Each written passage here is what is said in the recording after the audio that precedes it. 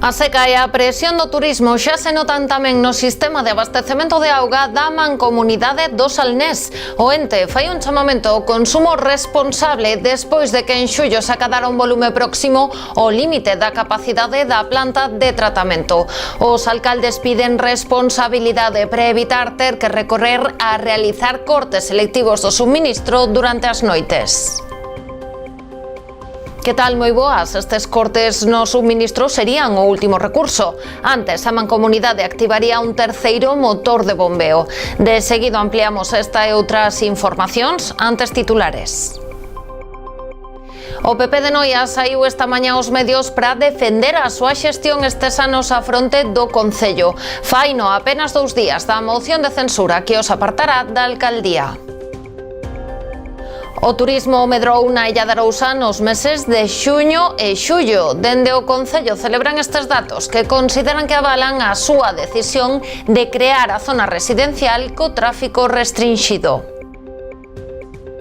Unións Agrarias acusa o Consello Regulador da ADO Rías Baixas de favorecer as adegas en detrimento dos pequenos produtores de uva. Insisten en reclamar un incremento do rendemento por hectárea nas parcelas ben coidadas. Os artistas Alfonso Costa e José Luis Beiras Manteiga xa son fillos adoptivos de Lousame. O acto de entrega do nomeamento tiña lugar na igrexa parroquial de Camboño. O xacemento arqueolóxico de Adro Vello no Grove xa ten aula de interpretación. Foi habilitada cunha achega de 25.000 euros da Xunta de Galicia. Estamos nas novas do día, comezamos.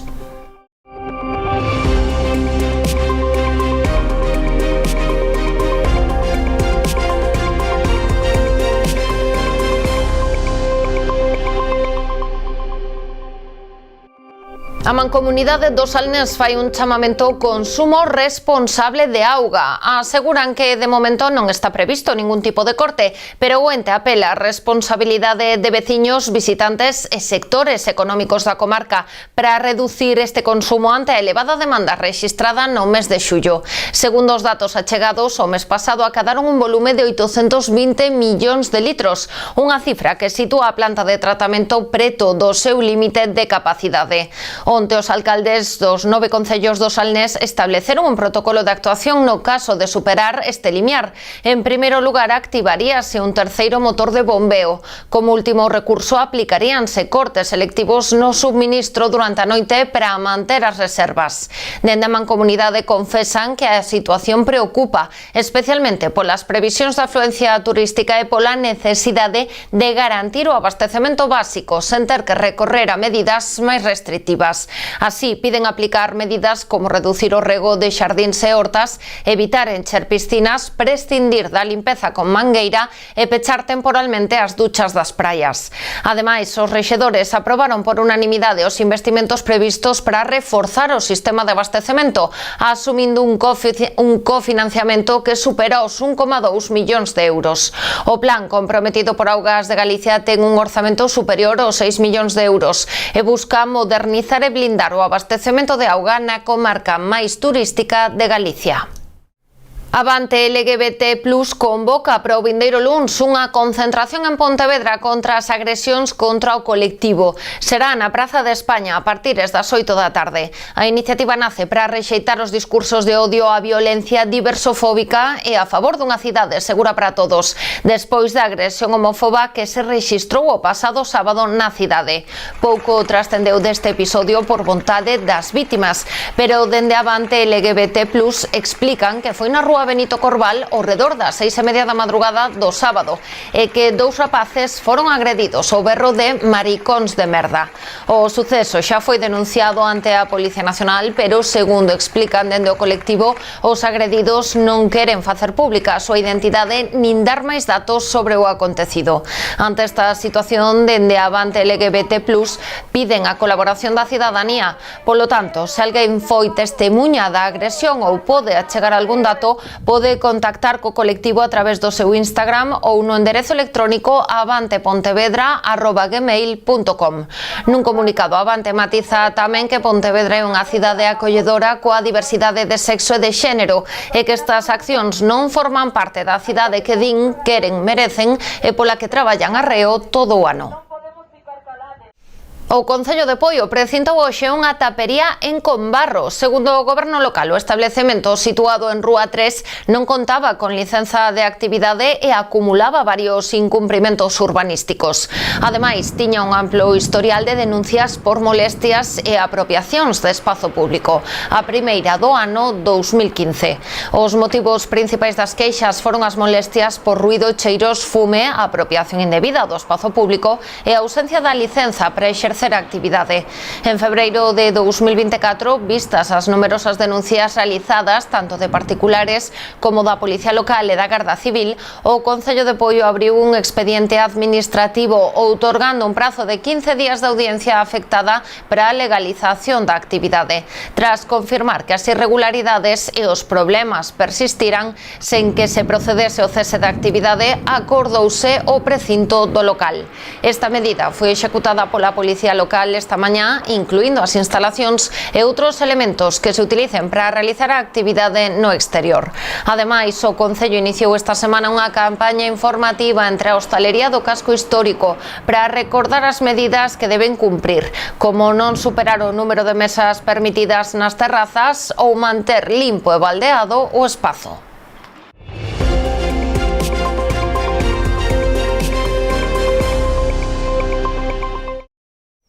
O PP de Noia saiu esta mañá aos medios para defender a súa xestión estes anos á fronte da alcaldía a apenas 2 días da moción de censura. Aínda que a aceptan como parte das regras do xogo democrático, consideran a moción como oportunista que para sair adiante se vale do apoio dun tránsfuga. O luns, con toda a probabilidade, pasarán á oposición, anunciando que seguirán facendo, como sempre, o seu traballo por e pros veciños de Noia.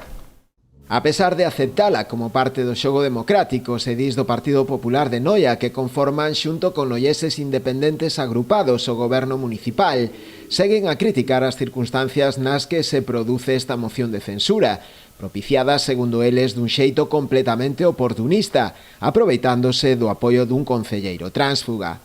Magoados máis se cabe porque esta traizón se apoia nun integrante da súa candidatura. Esta moción de censura ten un nome e ten un apelido. E, además, ten a xustificación de que unha sentencia do Tribunal Constitucional verteu o que hasta ahora estaba vetado, que era que os tránsfugas pudiesen votar nunha moción de censura. Entonces, podemos decir que lle tocou a lotería prácticamente a este señor e conseguiu o que dende sempre, e estamos convencidos deso, desde que entrou nesta candidatura, intentou facer unha bomba desde dentro do Partido Popular. Conseguiuno, lamentablemente, e os máis perxudicados non somos nós. Os maiores perxudicados van a ser os veciños e veciñas do noso pobo. O alcalde Santiago Freire foi o encargado de defender a xestión do seu goberno á fronte do Concello. Negou que a situación económica fose catastrófica, como apuntan os grupos da oposición que promoven a moción de censura, e con datos aludiu ao bo estado das contas municipais. A situación do Concello é unha situación de solvencia, logo dun traballo responsable e de unha xestión acreditada con datos económicos e con unha evolución dende que chegamos aquí ata a actualidade. Tamén se referiu aos numerosos proxectos e obras realizadas nestes anos, cifrando en máis de 50 millóns de euros os investimentos. Se sumamos os investimentos realizados ao longo de todo destos mandatos, supéranse ampliamente os 50 millóns de euros e poderíamos detallar cada un deses investimentos. Entendemos que, e iso é un feito constatable, que para nada coincide con etapas anteriores ou con gobernos anteriores. Segundo o rexedor, quen perde non é o Partido Popular, senón os veciños de Noia. Nos así o entendemos e consideramos que evidentemente fíxose un traballo con moita implicación, con moitas horas dedicadas a atención a eses investimentos e consideramos que seguramente eses investimentos non van a ter ningún o mismo ritmo, nin van a ter a mesma execución que terían se non seguísemos ao frente do goberno. Esa é a nosa opinión. A partir do luns xa anunciaron que realizarán unha oposición seria e responsable, facendo propostas, defendendo proxectos e apoiando todo o que, segundo eles, sexa bo para Noia. A Xunta de Galicia deseña un plan de obras para renovar as instalacións do Colexio da Florida no concello de Sanxenxo. Trátase de varias actuacións que o Goberno autonómico pretende levar adiante a medio prazo e que contarán cun investimento de 4,3 millóns de euros. Este plan director, que se prevé rematar en outubro deste ano, analizará as necesidades dos edificios que compoñen o colexio e estruturará as obras que se acometerán nos próximos anos. Primeiro é que nós levámoslle fai 2 anos aproximadamente, ao ano e medio, levámoslle un estudio ao conselleiro para facer un colexio novo no mesmo sitio, vale? Entón o conselleiro nos dixo, corrígeme que non me parece mal, dixo o conselleiro, mire, para facer un colexio novo hai que desplazar os nenos a outros colexios. E a Consellería non quere nestes momentos, en todo Galicia non queremos facer eso, queremos que os nenos sigan no mesmo sitio, no mesmo colexio. Se ti nos das outra parcela e nós facemos un colexio novo sin ningún problema, vale? Xuntámonos o grupo de goberno e dixemos, oye, unha parcela tal, María Deza Miranda buscando, pero non hai ninguna parcela no entorno de un sitio tan privilexiado como ten, explicou no Juan, o arquitecto, no Colexio da Florida. Eu creo que estamos todos de acordo que é mellor facer unha reforma integral que levar o colexio para outro sitio. Isto nos vai permitir ter un colexio cando remate todo prácticamente novo en todos os aspectos, con moito máis espazo e tamén con os equipamentos deportivos creo que dunha altísima calidade. Bueno, o proxecto é complexo, o arquitecto xa o dixo. É un proxecto que queríamos manter o edificio actual, facer un plan director para evaluar como poder executar a reforma e as melloras deste colexio sin xenerar unhos problemas fortes ao alumnado e ás familias. A previsión inicial de Educación é desenvolver a intervención en 3 fases. O Concello de Sanxenxo adquiriu unhas parcelas anexas ao centro educativo que se aproveitarán na primeira fase para facer unha nova pista exterior cuberta con vestiarios, deixando libre o espazo que ocupa esta instalación na actualidade. Nos novos terreos executarase tamén un novo acceso peonil e zona de parada de autobuses. A primeira fase incluiría ademais a mellora da accesibilidade do centro, así como da iluminación e ventilación natural.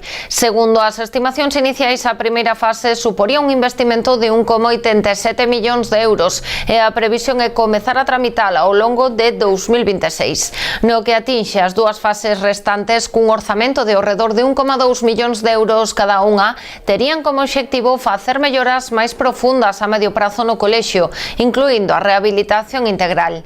Para isto acometeríanse melloras na súa eficiencia enerxética, a renovación de luminarias e o cambio de caldeira, entre outras. As obras comezarían no 2027. A terceira fase, pola súa banda, abranguería a ampliación dos patios do edificio de primaria, reformas interiores, melloras de urbanización e un novo peche, así como axustes na planificación vencelladas á demanda educativa. Neste caso, os traballos arrancarían no 2029. A Illa de Arousa consolídase como destino turístico. Segundo datos da Mancomunidade do Salnés, nos 5 primeiros meses deste 2025 pasaron polo municipio 240.000 visitantes, e un 16% máis que no mesmo período do ano pasado. Tamén medrou un 22% o número de pernoctacións, pero os datos dispáranse coa chegada do verán. Así, en xuño incrementou un 34% respecto do 2024 e en xullo un 17%, con 22.000 visitantes máis. A semana máis concorrida foi a das festas do Carme. Neste tempo pasaron pola illa 448.000 persoas, un 84% máis que nos mesmos días do ano anterior. Ademais, o municipio chegou a acoller 20.000 persoas no día do Carme, 4 veces a súa poboación habitual. Os visitantes chegados de outros puntos de Galicia foron a maioría, pero destacan tamén outros procedentes de outros lugares de España, como Barcelona, Barcelona, Navarra ou Burgos. Medran e moitos visitantes estranxeiros, así a maior parte procederon de Portugal, pero ella tamén recibiu a xente de Francia, Alemanha, Canadá, Taiwán ou México. Dende o Concello destacan tamén que os turistas cada vez fan estancias máis longas no municipio. Para o rexedor Luis Arosa, estes datos non fan máis que avalar a necesidade de tomar unha decisión para facilitar a convivencia entre visitantes e veciños, como foi a creación da zona residencial con tráfico restringido. Eso, está demostrando que, bueno, pues que estamos funcionando, está funcionando igual o turismo, está funcionando igual a hostelería, está funcionando igual os hotéis, porque xente sabemos que hai, son datos reales, non é unha invención que estea facendo o Concello. Nada, eso, o que estamos agarando pois espacio para a xente e para os veciños e residentes da zona residencial, máis da Illa de Arousa. Unións Agrarias non está satisfeito coa xestión do Consello Regulador da Denominación de Orixe Rías Baixas. Hoxe o sindicato acusou o órgano de favorecer un modelo que beneficia as adegas en detrimento dos pequenos produtores de uva. Aseguran que nos últimos 4 anos a Adeo perdeu máis de 300 viticultores. Pola contra, as adegas fixeron medrar as súas plantacións. Tamén concentran as axudas públicas. Ante esta situación, o sindicato reclama que as axudas ás adegas estean condicionadas a garantir contratos de compra aos viticultores. Unións Agrarias tampouco está conforme coa decisión do Consello Regulador de non aceptar a petición que presentaron para que se incrementara o límite de produción por hectárea, que actualmente está establecido en 12.000 kilos por hectárea.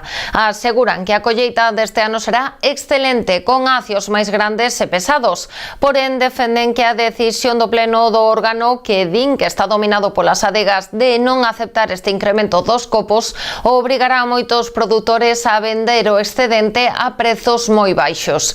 Incluso afirman que quedarán uvas nos viñedos. En canto ás axudas públicas, dende Unións Agrarias denuncian que 20 adegas do Salnés concentraron tantas axudas como 600 viticultores. Ademais, o 100% das subvencións para exportación e reestruturación foron para este elo da cadea. O sindicato anunciou tamén que está disposto a acudir aos xulgados para acceder aos expedientes de novas plantacións.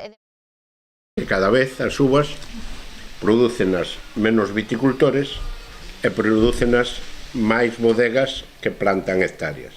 E se as bodegas aceptan que ese rendimiento na zona do Salnés, donde hai máis profesionales que cuidan as viñas e que teñen unha produción maior, vai haber casos puntuales ou non tan puntuales, nós creemos que vai ser bastante máis grande, que van a sobrepasar ou non aprobar ese incremento para que entren esas uvas reales que persigue.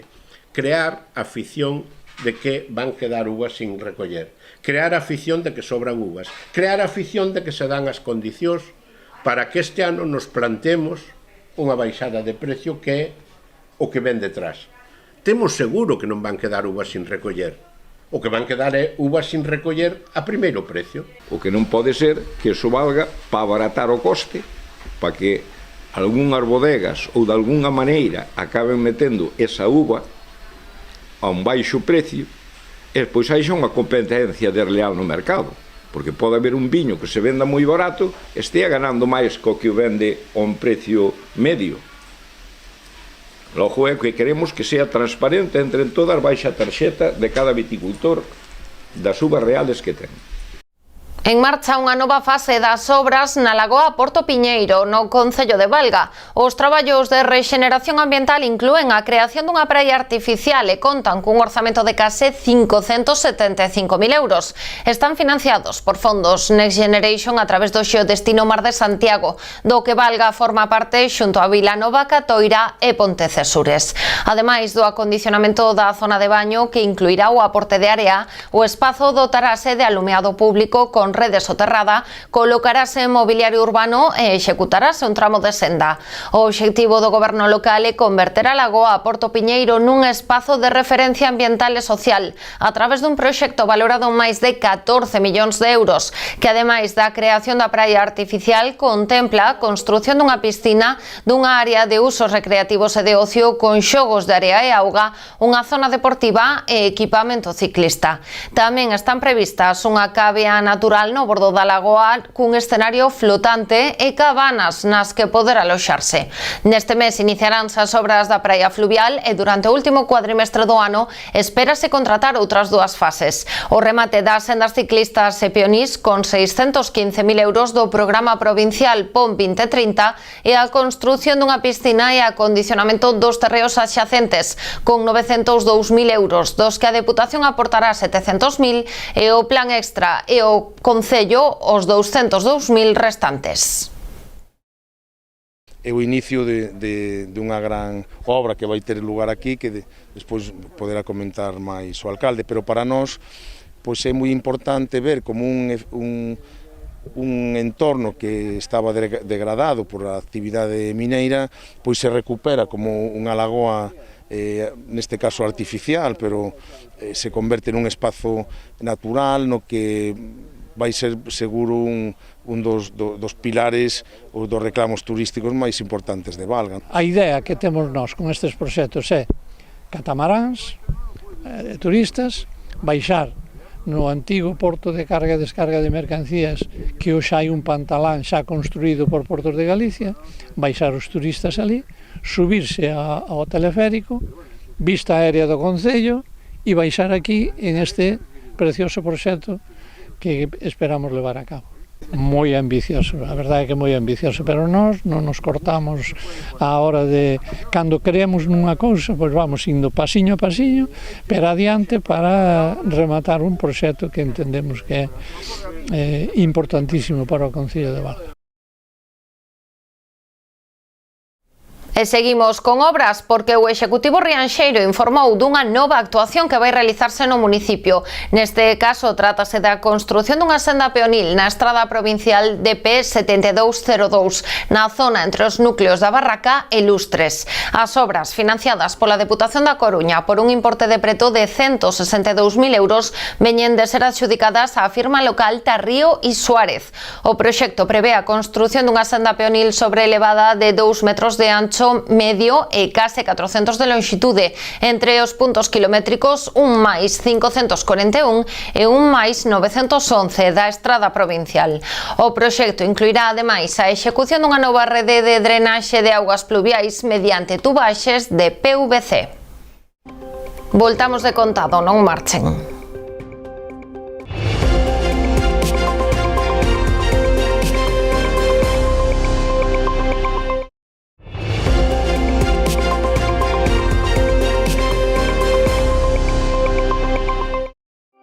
Os artistas Alfonso Costa e José Luis Beiras Manteiga xa son fillos adoptivos de Lousame. O acto de entrega do nomeamento tiña lugar o pasado mércores pola noite na igrexa parroquial de Camboño. Un acto no que, ademais dos artistas e familiares de ambos homenaxeados, participaron membros da Corporación Municipal, amigos e tamén veciños en xeral.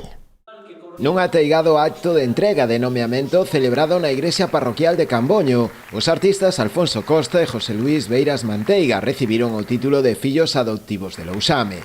Na homenaxe, froito do acordo unánime da Corporación Municipal, participaron familiares, amigos e veciños en xeral. Foi a propia alcaldesa Teresa Villaverde a encargada de dar a benvida a todas as persoas presentes, amosando o seu agradecemento especial aos dous artistas por escoller Lousame como o seu lugar de residencia. Grazas aos dous por escoller Lousame, por ter os veciños tan enamorados e por seguir aquí pois a estas alturas, que hai a batallas da vida que a veces nos fan estar mellor ou estar peor, pero estamos todos aquí, que é o que se trata. O director do Museo de Artes do Gravado de Ribeira, Xoán Pastor Rodríguez, foi o encargado de facer a laudatio de ambos os dous artistas, dos que destacou a súa magnífica obra e a súa longa traxectoria. No acto contouse ademais coa animación musical de Xoán Curiel e da Asociación Folclórica Can Levó, formación da que formou parte o propio José Luis Beiras Manteiga durante varios anos. O xacemento arqueolóxico de Adrovello no Concello do Grove conta xa coa súa aula interpretativa. O espazo foi inaugurado esta mañá como un recurso para facilitar a comprensión da súa relevancia dos restos achados. Durante o acto, o conselleiro de Cultura José López Campos destacou os valores patrimoniais históricos, paisaxísticos e socioculturais deste xacemento.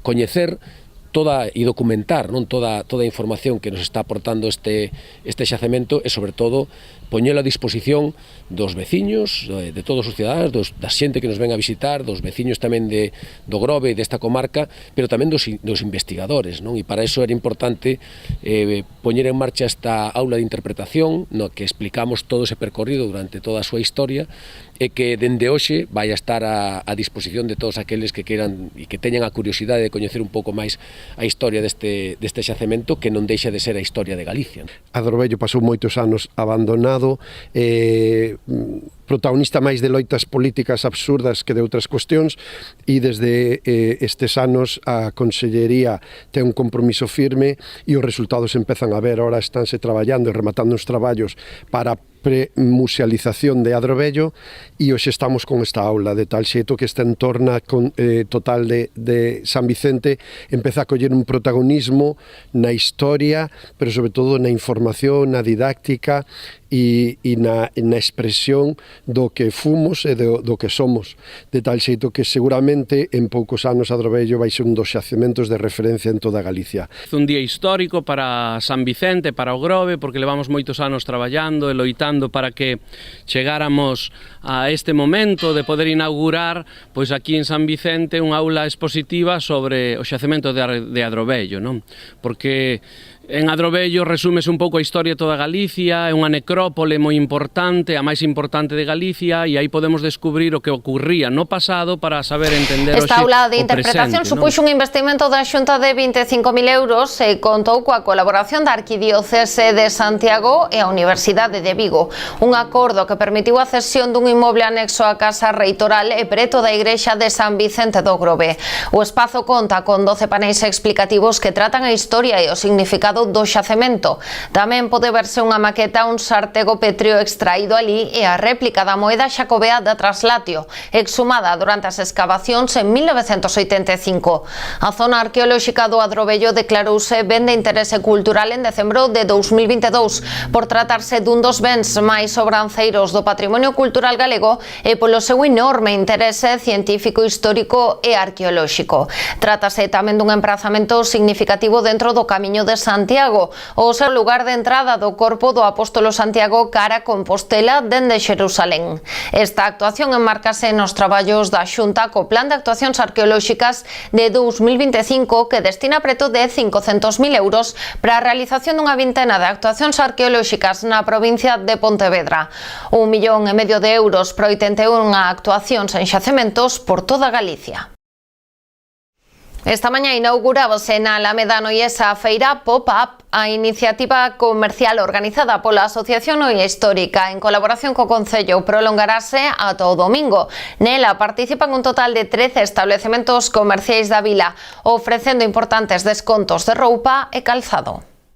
Coa presenza do alcalde Santiago Freire, o edil de Comercio Pepe Pérez e a presidenta de Noia Histórica Alba Expósito, este mediodía arrancaba de xeito oficial na Alameda unha nova edición da feira Pop-Up, que a patronal noiesa adoita organizar a principios do mes de agosto, aproveitando a época de rebaixas e a presenza dun maior número de visitantes na localidade. Nesta ocasión son 13 os establecementos comerciais que participan, con importantes descontos en roupa e calzado. Es el tercer año consecutivo que tenemos este formato con Jaimas en la Alameda, es decir, de quitar el comercio a las tiendas.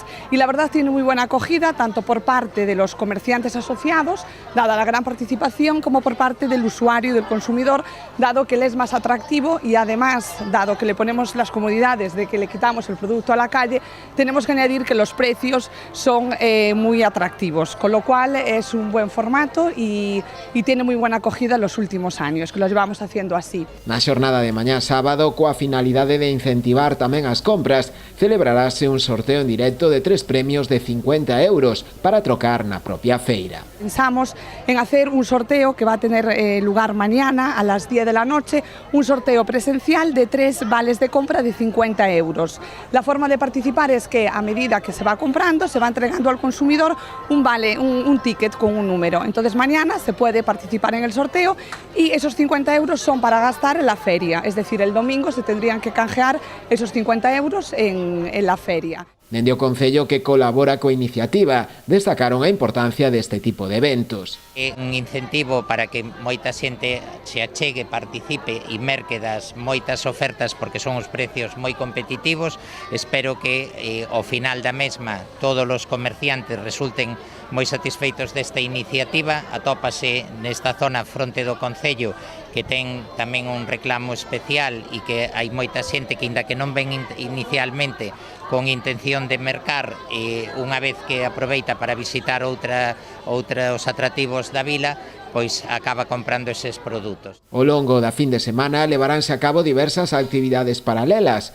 Está prevista unha degustación de produto e demostración in situ de elaboración de sidra a cargo da empresa local Valdotrava, así como terase tamén a actuación dun DJ. A apertura da feira será de 10:30 a 2:30 polas mañás e de 6 a 10 polas tardes. E tamén xa está en marcha unha nova edición de Expoferta, a feira de oportunidades do comercio de Vilagarcía que cada ano organiza Zona Aberta. 18 postos manterán durante a fin de semana unha ampla variedade de artigos na carpa instalada na Praza da Segunda República.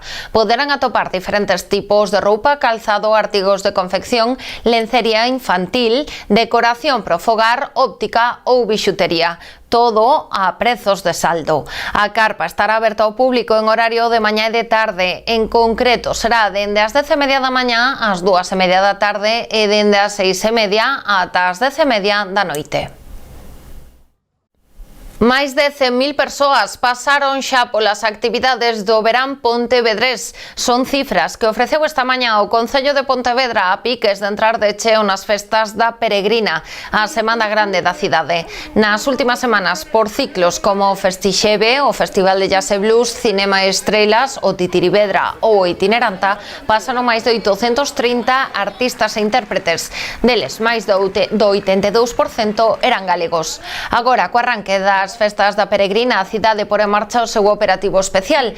Así haberá preto de 40 axentes da Policía Local de servizo cada día, 10 membros de Protección Civil e instalarase un punto de atención continuada de Cruz Vermella na Alameda, que contará con persoal sanitario e unha ambulancia. Este punto refórzase durante os concertos cunha ambulancia detrás do escenario e outro punto de atención no mesmo lugar. Para facer as festas máis inclusivas, manteránse as plataformas para as persoas con mobilidade reducida para os concertos da Ferraría e da Praza de España, a traducción en tempo real á lingua de signos ou horarios sen música nas atraccións entre as 5 e as 7 da tarde, pensando nas persoas con trastorno do espectro autista. Tamén a Batalla de Flores comezará sen música e outros sons de alto volume ata a rotonda da Pasarela e habilitarase unha sala de lactación nos aseos instalados na Alameda, que ademais contarán cunha estancia á altura do chan. Boiro celebra esta fin de semana unha nova edición do Mercado Castrexo. Desenvolverase na Rúa Peonil entre hoxe ata o domingo con postos de artesanía e alimentación, xogos e obradoiros de actividades e animación na rúa. O obxectivo desta proposta lúdica é difundir a cultura galaico-castrexa e achegar o patrimonio cultural á veciñanza da localidade, así como tamén os turistas que a visitan durante a tempada estival. O mercado estará instalado con horario ininterrompido dende as 11 da mañá ás 12 da noite. Durante as horas de apertura do mercado haberá animación de rúa con música celta, pasarrúas musicais e espectáculos de rúa, así como outras actividades para a rapazada.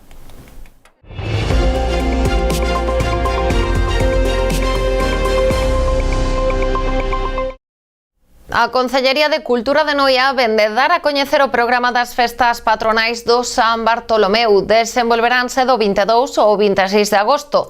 No cartel destacan as actuacións musicais de The Rapans e Óscar Ibáñez e Tivo. Tamén actuará un recoñecido grupo musical español de rock latino do que aínda non se puido desvelar o seu nome por temas de representación. Noia prepárase xa para a celebración das súas festas patronais do San Bartolomeu. Os festexos desenvolveránse do 22 ao 27 de agosto, con actividades do máis variado, co fin de satisfacer a todo tipo de públicos, dende pequenos a maiores. O primeiro día, o venres 22, terá lugar a 1 do mediodía o tradicional pregón, a cargo este ano da Banda de Música Municipal. Quixemos facerlle un xesto importante no aniversario da Banda de Música, o 135 aniversario, para que leran o pregón, que será no balcón do Concello, como sempre, a Banda de Música de Noia. Creo que, bueno, é unha honra para calquer persoa poder ler o pregón, pero para unha asociación cultural con tanto tempo tan importante, eu creo que era ben merecido, non? No cartel destacan por riba de todo as tradicionais verbenas coas mellores orquestras de Galicia ou actuacións musicais de renome de grupos como Óscar Ibáñez e Tivo, de Rapans ou un recoñecido grupo español de rock latino. O luns vamos ter un concerto dun dos grupos máis importantes a nivel rock latino de España. Vai a ser na Alameda, gratuito, xunto con esa orquesta que falamos, que é la OCA. Entón, bueno, non o podemos anunciar porque, bueno, teñen uns requisitos de exclusividade con outros festivais como é Costa Fieira, onde están de pago, onde casi todos os sitios van de pago, pero aquí vai ser gratuito en Alameda.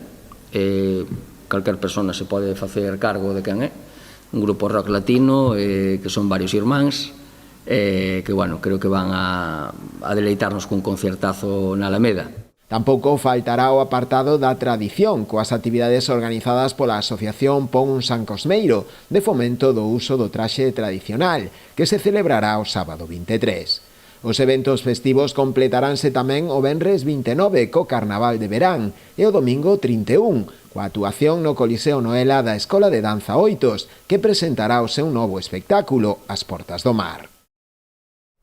A mellor ostra xa pode degustarse en Noalla, no Concello de Sanxenxo. Hoxe comezou a 32ª edición da festa que dedican a este bivalvo. Ata o domingo a organización conta con repetir o éxito de anos anteriores. De feito, agardan vender ao redor de 25.000 unidades na carpa instalada na contorna do campo de fútbol de Noalla. A ostra é a protagonista, pero non o único que se pode comer nesta cita gastronómica. Hai tamén mexillóns, sardiñas, polvo, churrasco ou empanada, todo a prezos populares. A dúcia de ostras está a 12 euros. Ademais, a festa estará amenizada por charangas e gaiteiros. Noia prepárase para acoller unha das citas deportivas máis destacadas do verán, o torneo de baloncesto 3x3 que organiza o Club Baloncesto Noia. A cita presentada esta mañá no Concello desenvolverase a fin de semana do 16 e 17 de agosto. Agárdase unha alta participación con máis de 50 equipos de categorías U12, U16, senior e veteranos.